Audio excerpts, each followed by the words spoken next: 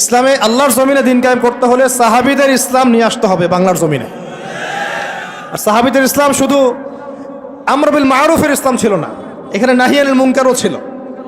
মানে আপনারা হয়তো বোঝেন নাই, মানে শুধু সৎ কাজে আদেশের ইসলাম ছিল না, বরং অসৎ কাজে নিষেধের ইসলামও ছিল। শুধুমাত্র আমরা ভালো ভালো কথা বলবো, অন্যায় নিষেধ করব না, শুধুমাত্র তাবলীগের কথা বলবো, আল্লাহর জমিনে দিন কায়েমের কথা বলবো না, প্রয়োজনে আমরা জুলুমের বিরুদ্ধে দাঁড়িয়ে যাব না, জালেমের বিরুদ্ধে প্রতিবাদ করব না, এইরকম ইসলাম, এইরকম মানহাজ দিয়ে আপনি বাংলাদেশের জমিনে দিন কায়েম করতে পারবেন। এখন কথা হচ্ছে, আমি অনেক গভীরে চলে যাচ্ছি।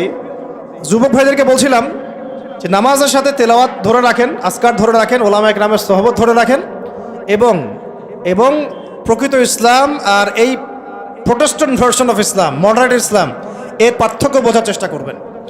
ইসলাম শিখবেন আল্লাহ, তার রাসূল এবং সাহাবীদের কাছ থেকে।